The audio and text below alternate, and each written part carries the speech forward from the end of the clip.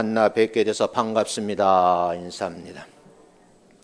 다시요. 건강의 복을 받아 누리시기 바랍니다. 라고 인사합니다. 참 힘든 시간인데 잘 견뎌주셔서 감사를 드려요. 사실은 교회 주변에서도 확진자가 있어서 옥길동도 긴장하고 있는 것 같아요. 저도 주일을 준비하면서 매우 긴장된 그런 시간들을 보내고 있고 때로는 마음이 무거울 때도 있습니다. 합력하여 선을 이루신 하나님께서 우리를 어떻게 이끌어 가시는지 하나님의 섭리를 바라보면서 인내하시고 잘 견디셨으면 좋겠다 하는 말씀을 함께 전합니다. 예수님께서 제자들을 훈련을 시키시고 파송을 하시면서 하신 말씀이 성경에 있어요. 양을 이리 가운데로 보냄과 같아, 그런 말씀을 하셨어요. 현대 교회의 목회 현장에서 사역을 하고 있는 모든 분들도 또 우리 모든 성도들도 보내심을 받은 사역자들이라고 한다면 양을 이리 가운데로 보냄 같다는 말씀이 어떻게 해석이 되고 어떻게 적용이 되어야 될까? 이 시간 함께 고민을 하면서 본문의 말씀을 통해서 한번 은혜를 나누려고 합니다. 목회 사역 현장에서 쓰임받는 많은 사역자들이 세상 사람들로부터 미움을 받게 될 것이고 박해를 받게 된다라고 말씀을 합니다. 그럼에도 불구하고 두려워하지 말고 성령님께서 말하게 하심을 믿고 담대하게 사역을 감당해야 된다라고 성경은 우리에게 말하고 있습니다. 목회 사역자들을 긍휼히 여기시고 강하게 하실 뿐만 아니라 담대하게 하실 줄로 믿습니다. 오늘 말씀을 조금 이해를 돕기 위해서 동영상을 한 6분짜리인데 한번 감상하시고 본문의 내용을 같이 나누도록 그렇게 하겠습니다. 준비가 되셨으면 여러분 동영상을 함께 시청하겠습니다.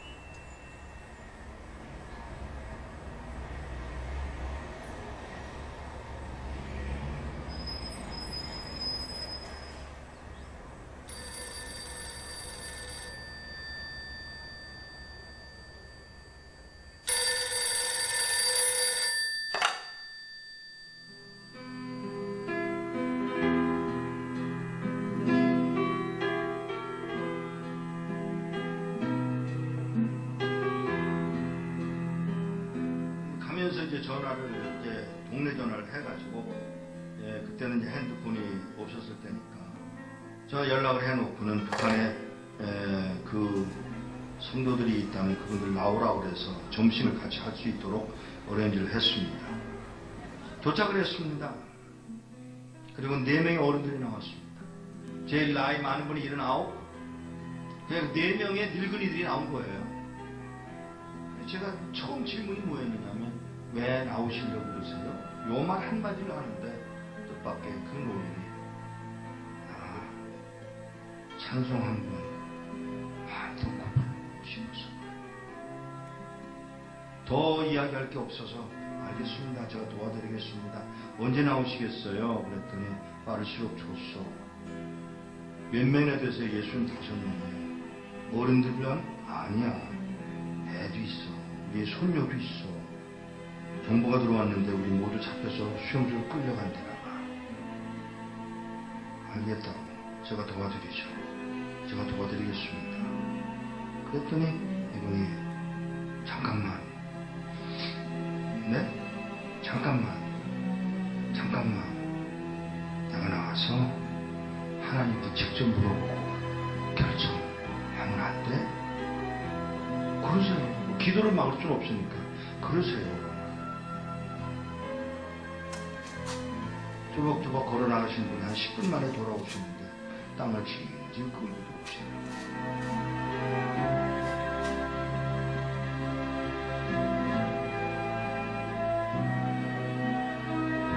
왜 그러세요? 음성이 벌써 달라지셨어. 나가서 물었소. 하나님, 저 미국에서 온 이목사라는 사람이 우리 도와주겠다고 왔는데 따라갈까요? 그랬더니 하시는 말씀, 내가 능력이 없어서 너희들을 북한 땅에 남겨준 줄 아냐? 그러니까 이 노인이 그 말을 듣고, 우리가 그럼 매 맞는 것도 하나님 뜻이에요? 물론이지. 아니, 하나님 우리 굶는 것도 하나님 뜻이에요? 물론이지. 우리 잡혀서 수용소로 끌려간다고 해서 그러는 거 아니에요, 하나님? 몰라서 묻냐? 이 말 한 말이에요.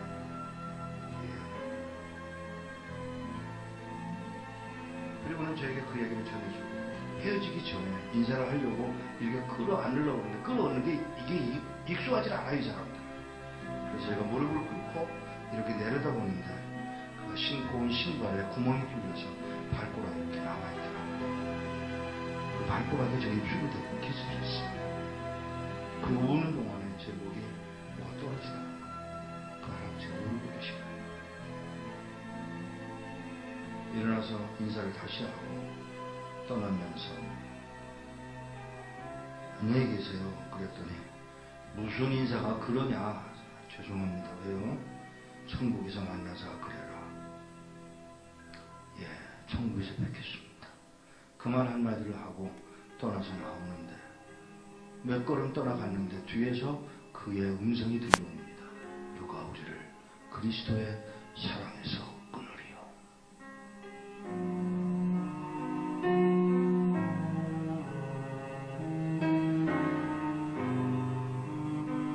몇 년 후에 그곳에 다시 갔다가 저를 태워줬던 택시 운전수를 또 만났는데 그 운전수더러 나를 기억하겠어? 그러고 물어요. 그래서 잘 그랬더니 그때 몇 년 전에 와서 그 노인네들 만나지 않았어? 아, 예. 그 말을 하면서 운전수가 눈물을 흘리고 울고 있었습니다. 끌려가서 6명의 젊은이가 안 끌려가겠다고 덤비다가 6명은 매맞아서 머리통이 깨져 죽고, 시온 9명 4, 5년 동안에 수용소 가서 병들고 굶고 매맞아서 죽었답니다. 한 명도 안 남고. 이런 믿음을 지킨 사람들, 찬송 한번 마음 놓고 불러보고 싶다던 그 사람들을 우리는 과연 어떻게 해드려야 되는 것입니까? 우리는 뭘 할 수 있을까?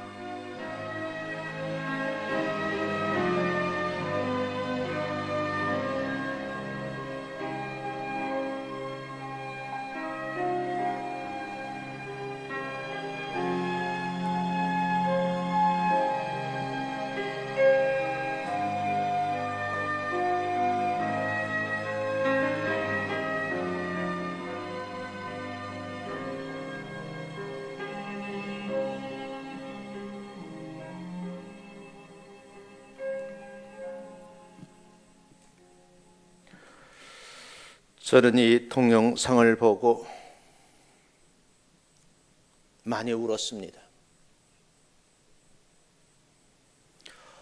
어제는 설교 원고를 들고 단진의 산 등산로를 걸으면서 많은 생각을 해보았습니다. 교회 안에서의 목회자, 사역하시는 분들, 합력하여 선을 이루라고 말씀을 하셨는데, 하나님의 나라와 구원의 복음이 전파되고 교회가 성장함에 있어서 우리는 이 사역을 잘 감당하고 있는가? 그 물음에 대해서 고민을 해봤습니다. 그러면서 본문 말씀을 함께 생각해 보면서 여러분과 저의 삶을 한번 뒤돌아보고 우리 미래를 한번 생각해 봤으면 좋겠다라는 생각을 했습니다. 본문 말씀을 네 부분으로 나누어서 오늘 함께 말씀을 나누겠습니다. 그 첫 번째 말씀이 목회 현장에 있는 사역자들, 그것이 목사이건 전도사이건 직분 가진 모든 사람들에게 해당이 된다고 생각해요. 목회 사역자들은 뱀과 같이 지혜로워야 되고 비둘기같이 순결해야 된다는 거예요. 다양한 목회 사역지에서 불편한 소리가 들려옵니다.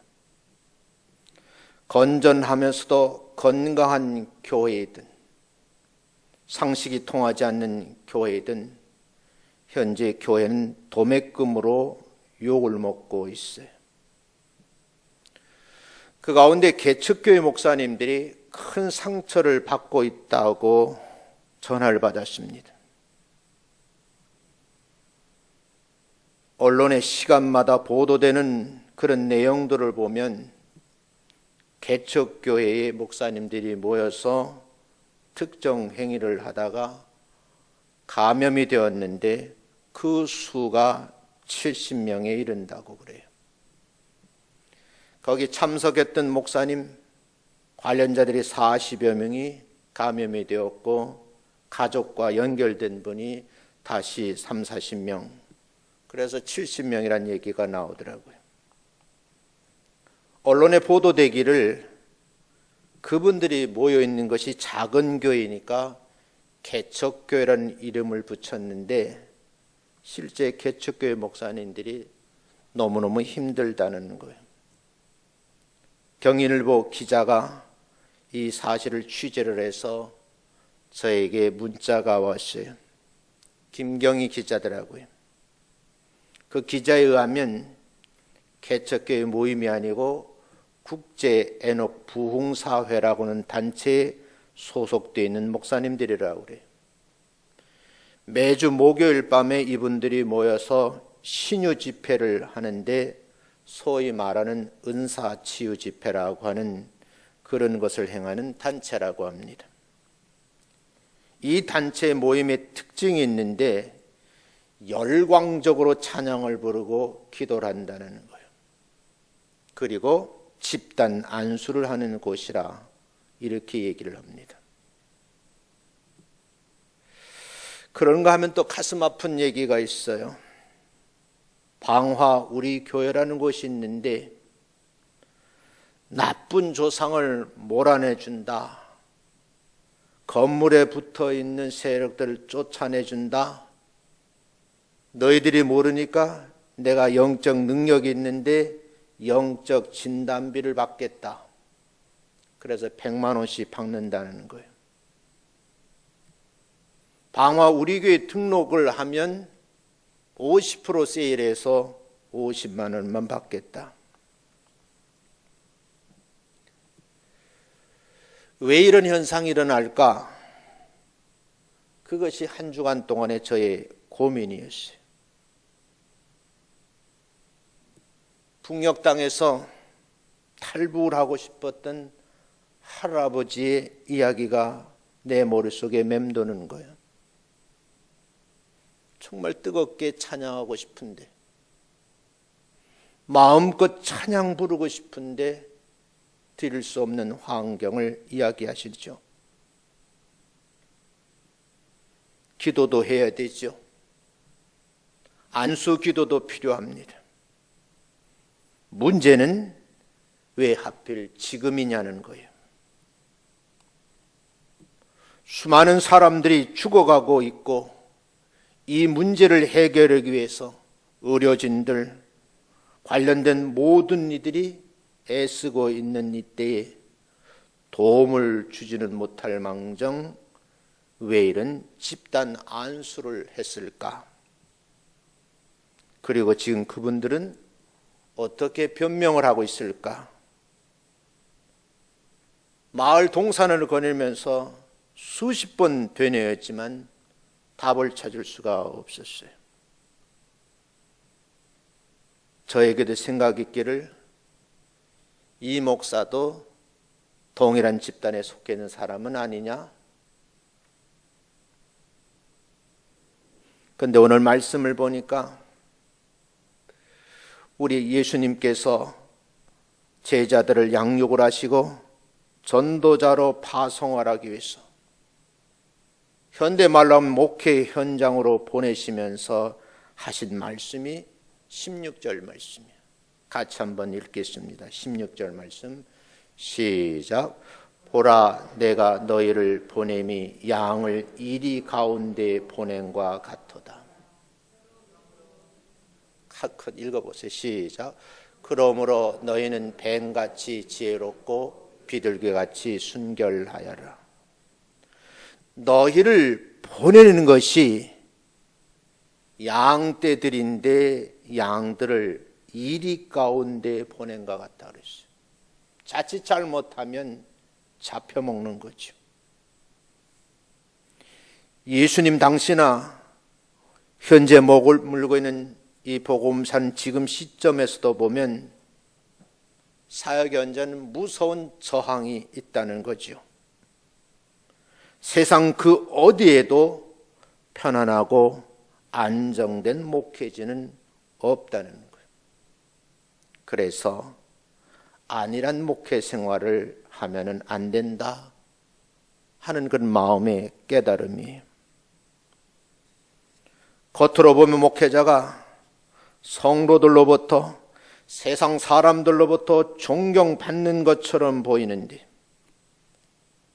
상당수의 사람들이 목회자를 무조건 좋아하지는 않는다는 것을 제가 알게 되었어요. 지금 이 순간에 세계 모든 사람들이 두려움에 쌓여 있고 공포에 억눌려 있는데 그것도 제가 목회하는 현장 7단지 쪽에 확진자가 있다고 그러는데 지금도 그렇게 찬송을 하고 마이크를 돌려쓰면서 안수기도까지 해야 될까? 세상 사람들은 뭐라고 말할까요? 매서운 눈초리로 목회 사역자들의 일거수일투족을 살피다가 조금만 거슬려도 허점이 나타나면 이해하려기보다는 용서하지 않고 참으로 가슴 아픈 말들을 하는 거예요. 그렇게 예상됐음에도 불구하고 왜 그렇게 많은 목사님들이 신유 집회라는 특정 상황을 만들어 놓고 그렇게 사회 사람들에게 지탄을 받는 것일까? 그러고 보니 여러분 읽은 말씀 가운데 양들을 이리대로 보냄과 같다고 하는 말씀 속에 이어서 너희는 뱀같이 좀 지혜로웠으면 좋겠다. 동시에 비둘기같이 순결하라고 강조를 해요. 이 말씀에는 두 가지 반대 개념이 있습니다. 뱀과 비둘기는 상극이지요. 뱀은 사탄을 상징하고 비둘기는 성령을 상징하는데 왜 이런 표현을 한 문장 속에 써놓으셨을까? 나름대로 깊이 생각을 해봤어요. 극과 극의 만남은 조화를 이룬다는 현상입니다. 어쩌면 성경에서도 보면 부활도 극과 극의 만남입니다. 뱀은 지혜롭다는 표현을 쓰거든요. 목회 사역자들이 지혜롭게 말할 수 있어야 되고 의롭게 행동을 해야 되고 실수하지 말라는 뜻이 아닐까요? 비둘기는 순결을 상징하지요. 목회 사역자들이 좀 순결해야 되지 않을까? 오늘 현대의 목회 사역자들은 좀 맑고 깨끗한 영을 소유했으면 좋겠다는 생각이 들어요.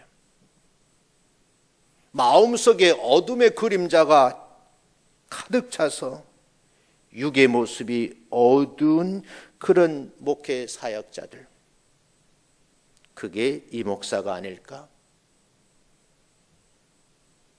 남을 탓하기 전에 내가 엎드려 기도하면서 맑고 깨끗한 영적 상태를 유지하고 마음속에 어둠의 그림자를 몰아내려고 애쓰는 그런 목회자가 되어라 하는 그런 뜻으로 이해가 되는 거예요.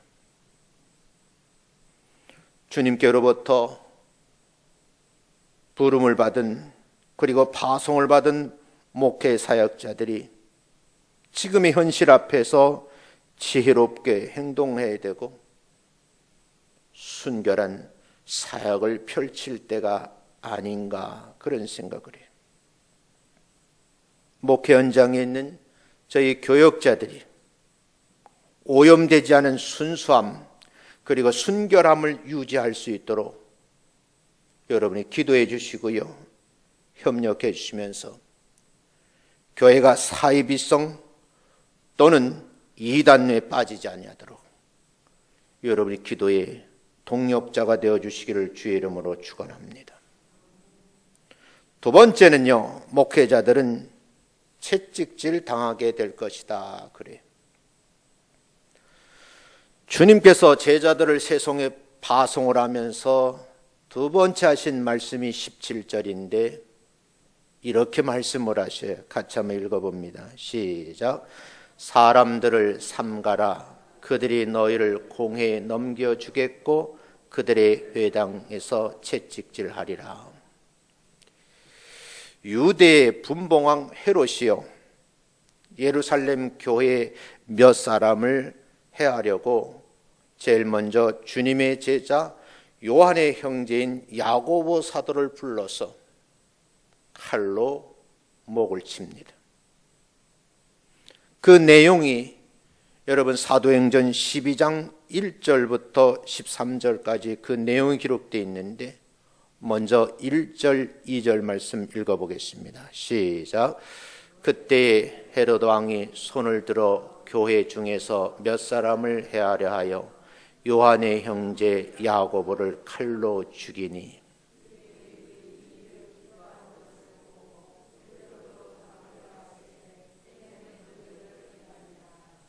무교절 기간인데요, 헤롯 왕이 손을 들었습니다. 그리고 야고보를 칼로 쳐 죽입니다. 그리고 한 걸음 더 나가서 베드로 사도까지 죽이려 하는 계획을 세우고 체포를 해서 옥에 가두었습니다. 이 상황이 벌어지니까 성도들의 간절한 중보 기도에 사역이 시작되는데 그 내용이 3절부터 있는 말씀이에요. 같이 한번 읽어보겠습니다. 시작. 유대인들이 이 일을 기뻐하는 것을 보고 베드로도 잡으려 할세 때는 무교절 기간이라. 잡음에 옥에 가두어 군인 내식인 네 패에게 맡겨 지키고 6월절 후에 백성 앞에 끌어내고자 하더라. 이에 베드로는 옥에 갇혔고 교회는 그를 위하여 간절히 하나님께 기도하더라. 헤롯이 잡아내려고 하는 그 전날 밤에 베드로가 두 군인 틈에서 두 쇠사슬에 매어 누워 자는데 파수꾼들이 문 밖에서 옥을 지키더니 호련히 주의 사자가 나타나며 옥중에 광채가 빛나며 또 베드로의 옆구리를 쳐 깨워 이르되 급히 일어나라 하니 쇠사슬이 그 손에서 벗어지더라. 천사가 이르되 띠를 띠고 신을 신으라 하거늘 베드로가 그대로 하니 천사가 또 이르되 겉옷을 입고 따라오라 한데 베드로가 나와서 따라갈새 천사가 하는 것이 생시인 줄 알고 환상을 보는가 하니라. 이에 첫째와 둘째 파수를 지나 시내로 통한 쇠문이 이르니 문이 저절로 열리는지라. 나와서 한 거리를 지나매 천사가 곧 떠나더라. 이에 베드로가 정신이 들어 이르되 내가 이제야 참으로 주께서 그의 천사를 보내어 나를 헤롯의 손과 유다의 백성의 모든 기대에서 벗어나게 하신 줄 알겠노라 하여 깨닫고 마가라 하는 요한의 어머니 마리아의 집에 가니 여러 사람이 거기에 모여 기도하고 있더라. 베드로가 대문을 두드린데 로데라는 여자아이가 영접하러 나왔다가 베드로의 음성인 줄 알고 기뻐하여 문을 미처 열지 못하고 달려 들어가 말하되 베드로가 대문 밖에 섰더라 하니 그들이 말하되 내가 미쳤다 하나 여자아이는 힘써 말하되 참말이라 하니 그들이 말하되 그러면 그의 천사라 하더라. 베드로가 문 두드리기를 그치지 아니하니 그들이 문을 열어 베드로를 보고 놀라는지라.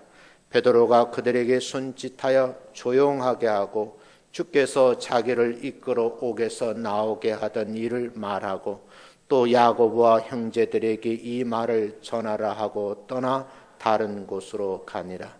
날이 새매 군인들은 베드로가 어떻게 되었는지 알지 못하여 적지 않게 소동하니 헤롯이 그를 찾아도 보지 못하며 파수꾼들을 신문하고 죽이라 명하니라. 헤롯이 유대를 떠나 가이사랴로 내려가서 머무니라. 가룟 유다와요 천수를 누리신 사도 요한을 제외한 주님의 제자들은 모두 복음을 전하다가 순교를 했습니다. 지금 목회를 하고 있는 현장에 고난과 시련이 없는 분들이 없겠지요. 목회 사역자들은 알게 모르게 수많은 박해를 받고 있다는 겁니다. 종교의 자유가 허용되는 국가에서도 매를 맞거나 투옥되거나 채찍질을 당하는 목회자는 없을 겁니다. 그런데 여러분, 수많은 간접적인 폭행을 당하고 있는 거예요. 제일 무서운 것이 언어 폭행이에요. 그것도 건전한 교회 목사님들이 사역의 현장에서 도매금으로 넘어가고 있는 거예요.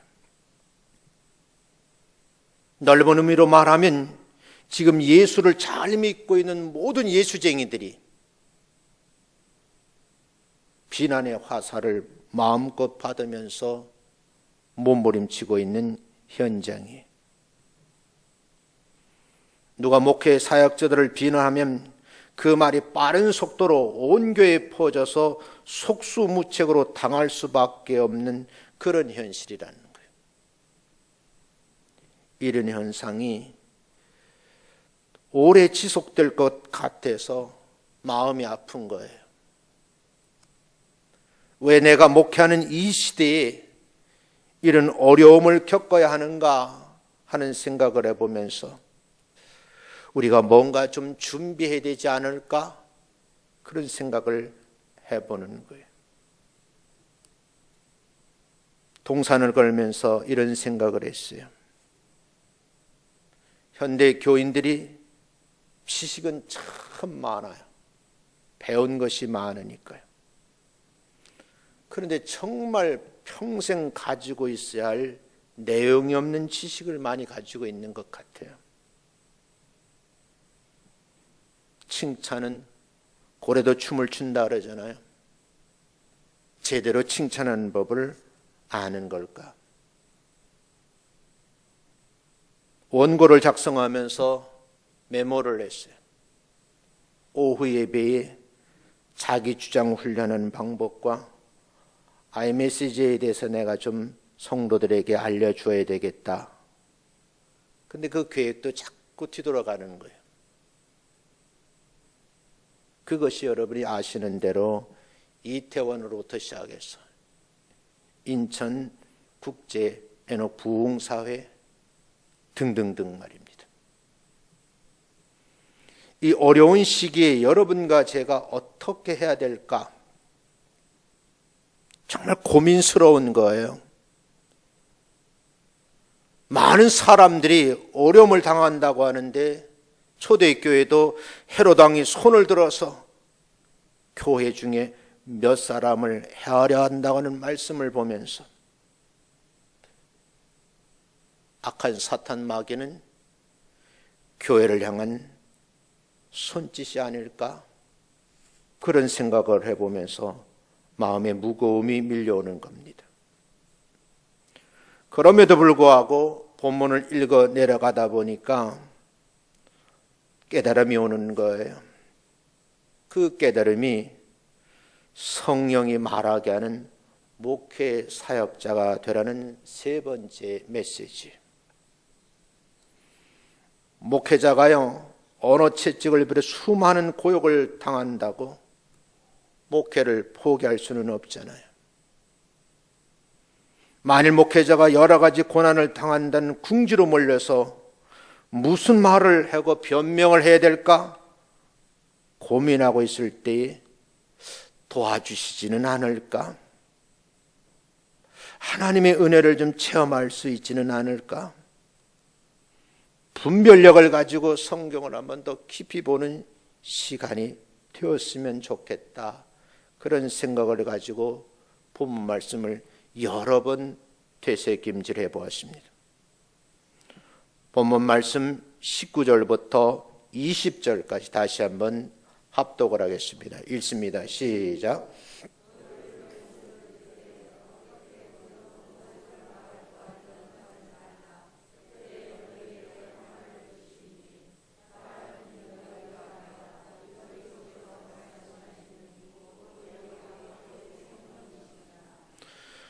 본문 말씀에서 목회 사역자들에게 위로가 되고요, 힘이 되는 능력의 말씀이에요.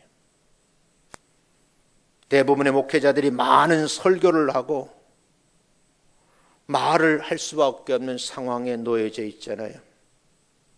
단독 목회하시는 분들을 보면 최소한 일주일에 10번 이상의 설교를 해요. 새벽기도 7번, 주일 낮 예배, 오후 예배, 수요 예배, 금요 예배까지. 어떻게 무슨 말을 할 수 있을까 고민이 되잖아요. 놀랍게도 하나님께서 지혜를 주신다는 거예요. 근데 그 이면 속에 조건이 있습니다. 아무에게나 주시는 것이 아니고 말씀의 훈련을 받으시면서 기도를 통한 영성 훈련이 되어 있는, 다른 말로 표현하면 내공이 쌓여있는 분들에게 주어지는 메시지입니다. 고도의 훈련을 통과를 해야 되는데 대부분의 사역자들이 이 훈련의 과정이 없이 어느 날 목회 사역을 하다 보니까 상식이 통하지 않는 그런 목회를 하고 그런 현상이 벌어진다는 거예요. 본문의 내용을 보면 목회 사역 현장에 있는 모든 사역자들이 성령의 역사가 없이는 설교도 할 수가 없고 상담이 불가능하고 비난하는 사람들에게 답변할 수 없다는 거예요. 목회자의 모든 사역은 오로지 성령의 역사로만 가능한 것이 교회라고 하는 특수한 공간이고 단체입니다. 성도들은 성령님께서 목회 사역자들과 함께 하신다는 걸 믿으신다고 하면 이것이 담임 목사뿐만 아니라 모든 사역에 부름을 받은 사람, 넓은 의미로 말하면 평신도에 이르기까지 오늘 이 말씀을 보면서 쓰임받게 해달라고 한번 기도를 하시되 상식이 통했으면 좋겠다, 그런 말씀을 드리고 싶습니다. 목회 사역자들은요, 고독한 시간을 보내야 돼요. 외로운 시간과의 싸움을 통해서 자기 자신과 싸움에서 이겨내셔야 되는 거예요. 그 과정을 통과하신 분들이 기도하고 찬송을 부르고 말씀을 강론할 때 성령의 역사가 일어나고 응답이 이루어지는 줄로 믿습니다. 그런 교회를 만들어 가는데, 그런 역사가 일어나는 교회가 되기 위해서 여러분과 제가 좀 마음을 모두어야 되겠다는 거예요. 사랑하는 성도 여러분, 우리 주변에 있는 교회들이 어려움 당하는 것을 보면서 함께 고민을 해봐야 될 것 같아요. 현대 목회가 참 어려운 것 같아요. 제가 신학교 다닐 때 교수님들의 한 말이 100% 맞는 것 같았는데 지금 와보니까 오차가 있는 거예요.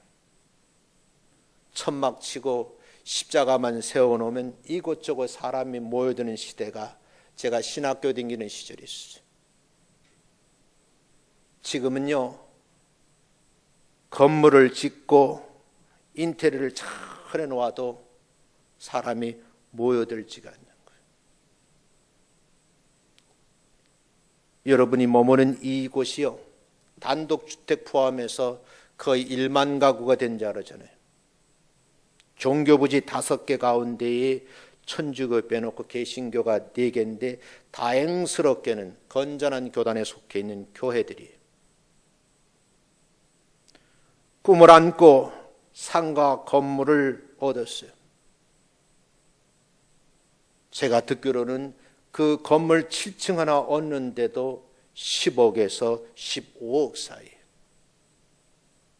어마어마한 돈을 들여서 투자를 했고 교회를 이루려고 몸부림을 쳤는데 로타리에 있는 2 교회가 무너졌습니다.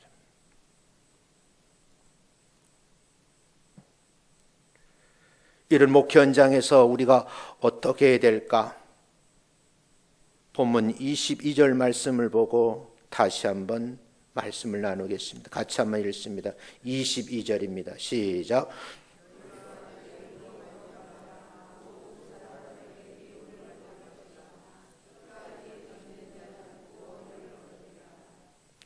본문 22절 말씀을 보면 내 이름으로 말미암아 모든 사람에게 미움을 받을 것이라고 그래요. 이것이 각자 개인으로 해석이 되면 좀 곤란해요.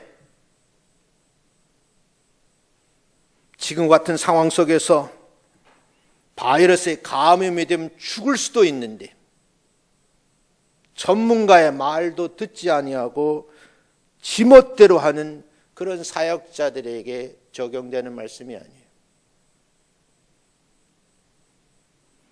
정말 복음을 위해서 몸부림치는 사역자들에게 하신 말씀인데, 그런 사역은 이제 파송을 보내면서 하시는 말씀, 모든 사람들에게 미움을 받게 될 것이다. 그런데 중요한 말씀은 끝까지 견디라는 거예요.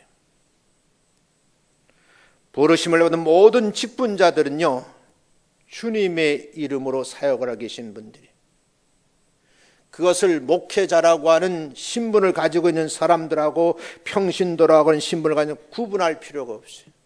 먼저 부를 모든 사람들은 목회 사역에 부름을 받은 사람.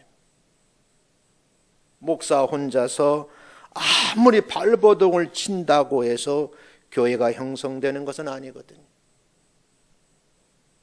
그렇게 발버둥치고 애쳐도 상가교회들이 무너지잖아요.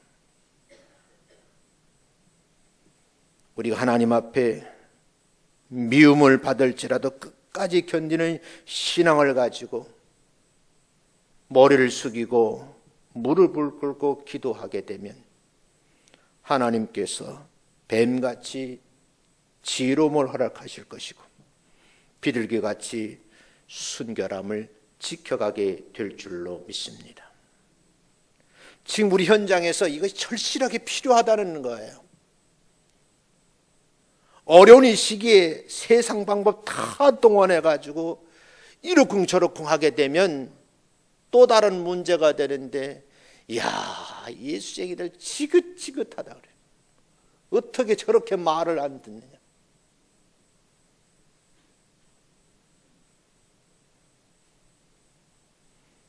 저는 이런 생각을 해요.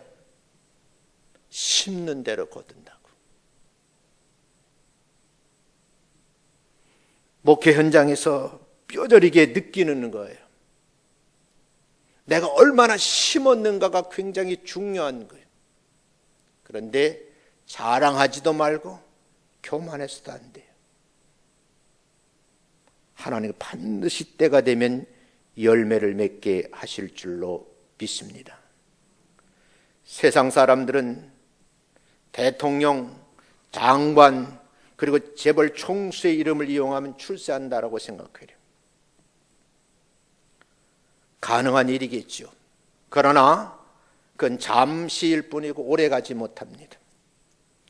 아침에 해가 뜨면 저녁에 지는 것이 하나님께서 정한 자연의 원리라고 한다면 하나님의 사역을 맡은 직분자들은 세상 모든 사람들에게 미움을 받는 것이 당연한 일이지만, 그러나 한편 생각해 보면 상식이 통하지 않은 신앙생활 때문에 사람들로부터 손가락질을 당하면 바르지 않다, 그런 얘기입니다. 제가 오늘 한 설교가 유튜브에 나가면 비난을 할지도 모릅니다. 어쩌면 동료 목회자들로부터 미움을 받을 수 있는 이야기이기도 해요. 그러나 중요한 것은 세상 사람들이 목회 사역자들이 하는 일이 무엇인지를 잘 모른다는 거예요. 안다고 해도 관심이 없어요. 심지어는 목회사 현장에 있는 일부 성도들도 오해하는 일이 비일비재합니다. 그럼에도 불구하고 부름받은 사람들에게는 한 가지 덕목이 있는데 참고 견디셔야 된다는 거예요. 시간이 지나면 언젠가는 마음껏 찬양을 부르고 마음껏 기도하고 마음껏 교제를 할 수 있는 날이 오게 될 줄로 믿습니다.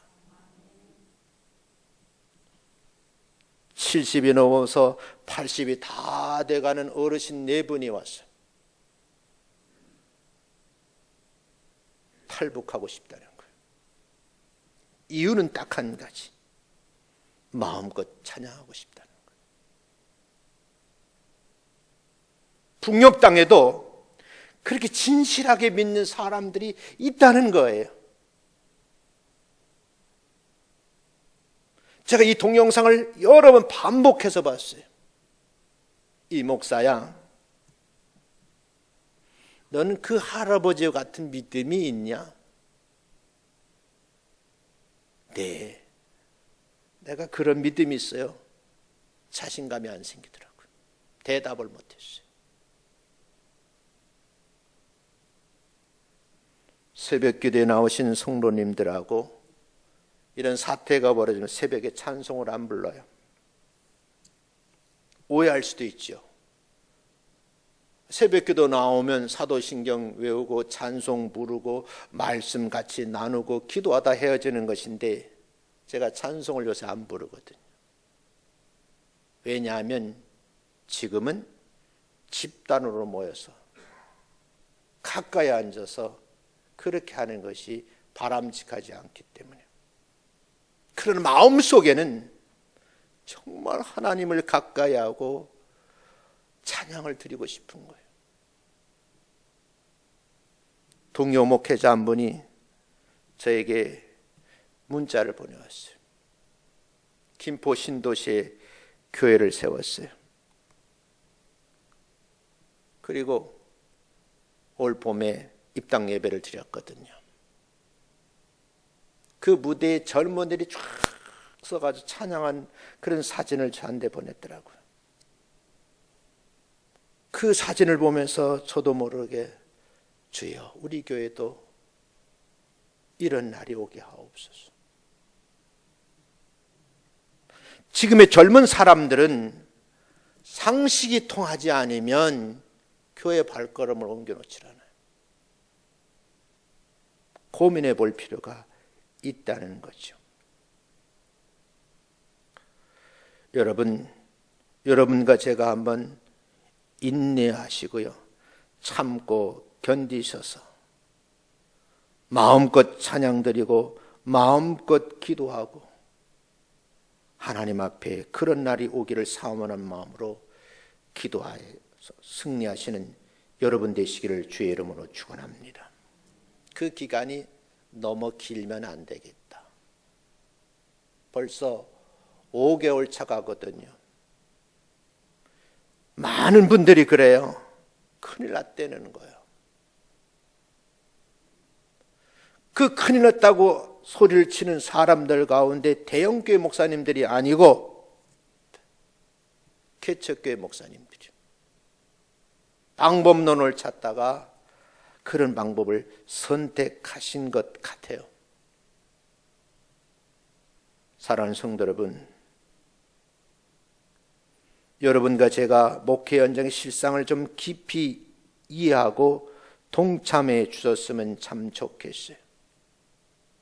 주님을 사랑하고 마음속에 존경심을 하는 여인들은 주님을 십자가에 달리실 때 밑에까지 따라간 것처럼 성도들로 목회 사역자들을 존경한다면 어려움에 동참하면서 이 어려움을 이겨내시고 아름다운 전통을 세워나가는 교회가 될 수 있도록 기도 많이 해주시기를 주님의 이름으로 축원합니다. 이 어려운 시기를 어떻게 이겨낼 것인가, 그걸 함께 고민을 해야 되는 거예요. 지금 이 어려움을 견디지 못하면 한국 교회는 헤어나올 수 없는 위험에 빠져버리고 마는 거예요. 그 어려운 상태를 오늘 본문 말씀을 또 이렇게 진단해 보았습니다. 사랑하는 성도 여러분, 그 핵심적인 말씀이 뭐냐? 내가 너희를 이리 가운데로 보낸 것 같다는 거예요. 순간 정신 차리지 아니하면 이리가 때가 몰라 나를 사지를 찢어버릴지도 모르는 거예요. 그러면서도 하시는 말씀, 뱀같이 그러기에 뱀같이 지러워야 되고 비둘기같이 순서를 동시에 유지하라는 거예요. 그런 유지함이 있어야 세상 사람들이 보고 한국교회 목사님들이 저렇게 목회 현장에서 사역을 하시는구나, 시간이 지나면 알 수 있게요. 너무 조급한 나머지 상식이 없는 행위를 하게 되면 교회가 큰 상처를 입는다는 거예요. 그러면서 새벽기도 마치고 뉴스로 YTN을 보는데 또 교회가 집중 보도되더라고요. 그 내용을 보니까 저희 교회는 그 다행이에요. 공간이 넓으니까. 지하 공간인데 하필이면 여러분 이 공기가 잘 순환이 안 되잖아요. 그런 공간에서 그 마이크를 돌려 쓰고 찬송을 부르고 통성기로 하다 보니까 이게 문제가 된 거예요. 여러분, 통성기도를 하지 않아도 큰 소리로 찬양을 부르지 않아도 변하지 말아야 할 것은 마음으로 뜨겁게 기도하고 찬양하시는 여러분들 되시기를 주의 이름으로 축원합니다. 그 시기가 언제까지냐? 끝까지 견디라는 거예요. 끝까지 견디면 반드시 승리하게 될 줄로 믿습니다. 어떻게 들으면 이 설교는 저에게 하는 거예요. 내용을 좀 확대하면 모든 교회의 직분자들이에요. 여러분과 제가 지혜로워야 되고 동시에 순결함을 유지해야지만 교회가 교회다워진다는 거예요. 사랑하는 성도 여러분, 초심을 잃지 않았으면 좋겠다. 첫사랑의 그 느낌을 그대로 가지고 갔으면 좋겠다. 그것이 여러분에게 꼭 전해드리고 싶은 제 생각입니다. 사랑하는 성도 여러분, 오늘 이 말씀을 통해서 함께 은혜를 나누면서 함께 섬기는 교회가 이 지역에 반듯하게 세워져 가고 교회에 주어진 역할을 잘 감당할 수 있도록 기도의 동력자가 되어주시기를 주의 이름으로 축원합니다. 기도하겠습니다.